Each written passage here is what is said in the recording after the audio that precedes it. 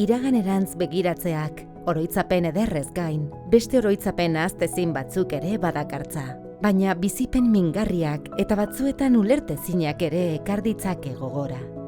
Duela urte batzuk, guk uste baino duela urte gutxiago. Jaiotzean edo urte gutxiren buruan desgaitasunen bat zenuenean, balia ezintzat, alferrikakotzat edo subnormaltzat jotzen zintuzten. Termino horiek pertsona desberdina gutxiesteko erabiltzen ziren, eta zuk zeure burua halakotzat hartu ezarren, barne iraultza bat hasten zen, irtenbide bat behar zuen barne iraultza. Une horretan jaiotako talde edo erakundeak, horien artean frater, auxilia eta guraso elkartea, garapen pertsonalari buruzko hutsune edo ezjakintasun hori murrizten saiatu ziren. Ametsak, desirak eta ilusioak garatzen saiatu ziren. Baina bazekiten aukerak mugatuak zirela, batez ere oztopo sozialengatik. Iraganera begiratuz eta denboraren perspektibarekin aurrerapen esanguratsuak ikusten dira. Dena den, bistan denez, oraindik ere asko dago egiteko. Frater, 70ko hamarkadan, Bilbok estatuko beste leku askok bezala, Espainiako eremu batzuetatik besteetara izandako emigrazioaren fenomenoa bizi zuen, eta biztanleria eta haien beharrak hazi egin ziren. Garai hartan zeuden behar ugarien artean, bazegoen errealitate bat, eta errealitate horren alderkiak ez ziren kontuan hartzen, medikuntzan izan ezik eta medikuntzan ere hala moduz. Desgaitasun fisikoa zuten pertsonei buruz ari gara, gehienek batere egokituta ez zeuden etxeetan edo ospitaleetan sartuta, egonaldi luzeak egiten baitzituzten.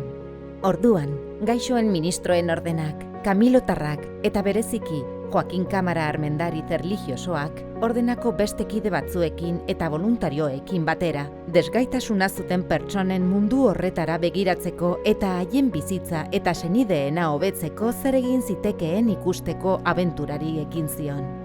Ordenak kanpo volantinen zituen instalazioetan eta gaixoen anaiarte katolikoaren nazioarteko mugimendua erreferentziatzat hartuta, Bilbon anaiartearen elkarte filial bat sortzea erabaki zuten.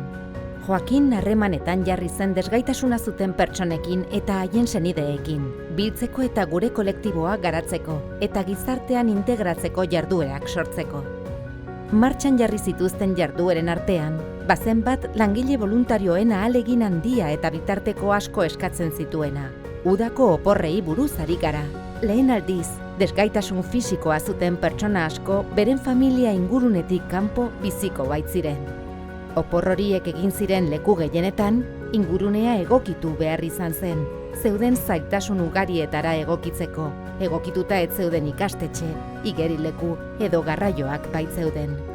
Txanda bakoitzean, desgaitasun fisikoa zuten 40 edo 50 pertsonako taldeak, horietako asko gurpil aulkian, eta fraterreko voluntario asko elkarrekin bizitzen egon ziren eta esperientziak bizi izan zituzten, eta esperientzia horiek gaur egun ere gozatu zituztenen memorian diraute. Auxilia. Auxilia Bartzelonan jaio zen, eta denborarekin beste probintzia batzuetara zabaldu zen, besteak beste Bizkaira. Erakunde publikoek desgaitasun fisikoa zuten adingabeei ematen zieten arretarik ez zegoen garaian. Urte horietan, haur askok ezin genion ikasturteetako erritmo normalari eutsi, ospitalean denbora asko pasatzen genuelako, ebakuntza kirurgikoengatik, errehabilitazioagatik eta barrengatik. Auxiliak lankidetza altruistako sare bat ehuntzea lortu zuen, eta bere denboraren zati bat ikasketetan laguntzen eman zuen, etxeetan eta ospitaleetan, ikastetxeetara joaterik ez genuen une horietan. Laguntza ordainezina izan zen, eta horri esker lortu zen atzean ez geratzea, goi mailako ikasketak egin ahal izatea eta zailtasun fisikoak zituzten pertsonek merkatuan lehiatu ahal izatea. Izan ere, urte haietan oso zailtasun handiak zituzten lan merkatura sartzeko. Aldi berean, harreman sozialerako, adiskidetasunerako eta garapen pertsonalerako espazio bat sortu zen, eta oso garrantzitsua izan zen pertsona askorentzat. Laguntzen ari zirenek ere, zeregin erabakigarria izan zuten espazio horretan. Jarduerak antolatzen ziren, hala nola aisialdiko kluba, udalekoak, txangoak, kirola eta baliabide askorik ez izan arren, ilusioari eta gogoari esker ateratzen zen dena aurrera. Urte zail horietan, auxilia hazten joan zen, eta proiektu hau posible egin zuten pertsona guztiak positiboki eta betiko markatu gintuzten esperientziak bizi izan genituen. Gure historiaren une batean, Frater, Auxilia eta Gurasoen elkartea Deustuko Santxo Azpeitia kaleko 2 zenbakian dagoen lokaletan elkartu ziren, kamilotarrek utzitako lokaletan. Prestakuntza tailerrak egiten hasi ziren. Alzer eta Eba elkarteak ere bertan elkartu ziren, eta denek gaur egun Fekor dena kudeatzen dute.